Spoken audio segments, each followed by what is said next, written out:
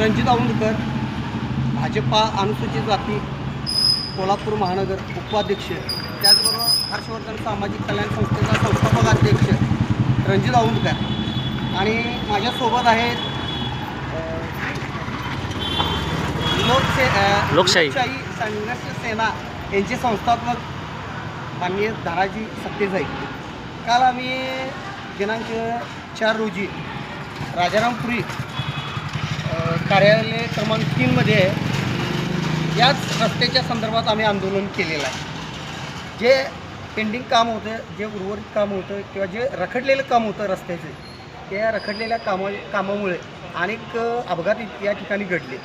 त्याचबरोबर काही वरिष्ठांनी किंवा काही पदाधिकाऱ्यांनी दबाव आणल्यामुळे हे प्रकरण थांबवलं होतं, हे कामकाज थांबवलं होतं. एक आमच्या कालच्या आंदोलनामुळे हे कॉन्ट्रॅक्टरने काम चालू केलेलं आहे.